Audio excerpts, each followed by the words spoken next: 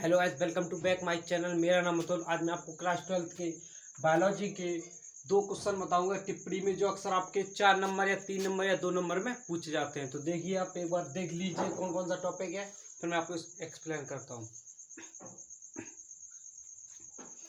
देखिए, जैसे पहला टॉपिक है मेरा बहुबुड़ता और दूसरा है दोहरा निषेचन। तो एक बार इसे आप देख लीजिए कि बहुबुड़ता क्या होता है और दोहरा निषेचन क्या होता है।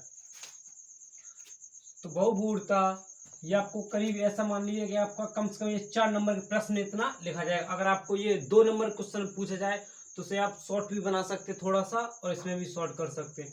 अगर 4 नंबर के प्रश्न पूछा जाता है तो इसको पूरा फुल लिखना है। तो बहुबुड़ता बहुबुड़ता एक बीज में एक से अधिक भ्रूण होने को बहुबुड़ता कहते हैं। अगर जैसे कई बार 1 नंबर के प्रश्न पूछ देता है कि बहुबुड़ता क्या है, तो आपको क्या लिखना है, एक बीज में एक से अधिक भ्रूण होने को बहुबुड़ता कहते हैं। एक बीज में एक से अधिक भ्रूण होने को बहुबुड़ता कहते हैं। इसके बाद कभी कभी सहायक कोशिकाएं अथवा प्रतिध्रुव कोशिकाएं में नर युग्मक के संलयन से अतिरिक्त भ्रूण बन जाता है। तो बीजांड में एक से अधिक भ्रूण कोश होने से बहुबुड़ता विकसित हो जाती है। तो इस बात को आप मेरे समझ रहे हैं कि इस बात में ये बात स्पष्ट हो रही है कि एक बीज में, अगर एक बीज होता है, जैसे आपने देखा होगा, एक बीज में इसमें जो बीज होते हैं और एक से अधिक हैं, तो उसे बहुबुड़ता कहते हैं। स्पष्ट बात, ये यहाँ तक तो इतना स्पष्ट है।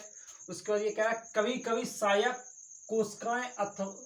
कोशिकाएं या प्रतिध्रुव कोशिकाओं से नर युग्मक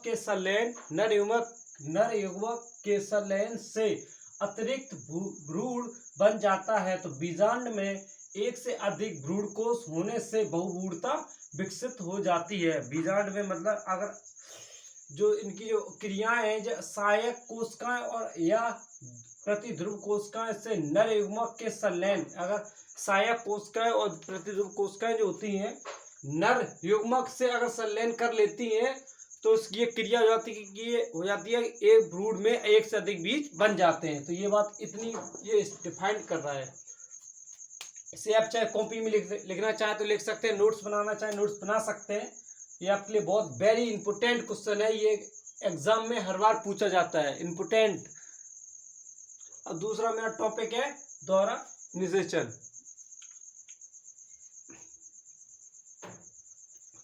दोहरा निषेचन क्या होता है कि आवर्तबीजी पौधे में बड़े नर युग्मक में एक अंडकोश का, यानी कि एक अंडकोश का मतलब मादा युग्मक, ये अंडकोश का इसमें पाया जाता है, मादा युग्मक में पाया जाता है।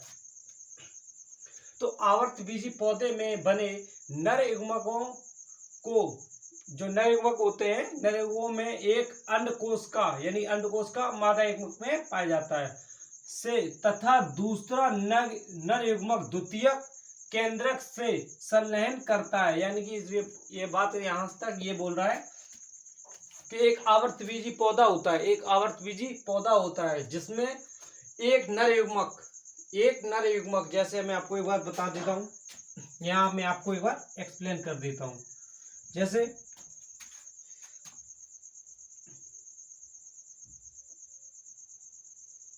कुछ इस प्रकार का डायग्राम होता है फूल का, तो इसमें ये अंडकोश का होती है, जैसे एक अंडकोश का ये है, और एक अंडकोश का एक ये होती है, और जो कोशिकाएं होती हैं वो अलग होती हैं ऐसे। तो इसमें 2 युग्मक गिरते हैं, नर के 2 युग्मक गिरते हैं इधर से नर के, और ये मादा है।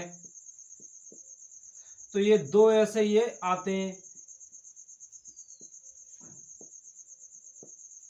जब ये 2 नर युग्मक आते हैं तो एक की क्रिया ये अंडकोशिका से हो जाती है, जो ये अंडकोशिका है, और दूसरी क्रिया किसी दूसरी कोशिका से हो जाती है। तो इसलिए ये दोहरा निषेचन हो जाता है, क्योंकि ये एक तो अंडकोशिका में एक तो अंडकोशिका से हो ही रही है और दूसरा और हो जाती है, तो इसको ये दोहरा निषेचन कहते हैं।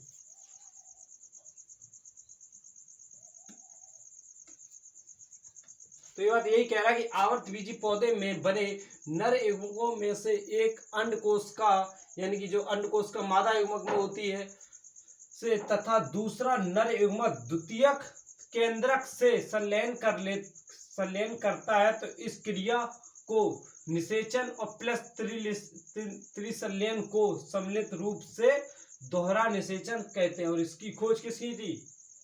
नवाब सैयद ने की थी। नवाब सीन ने नहीं, नवाब सैयद ने।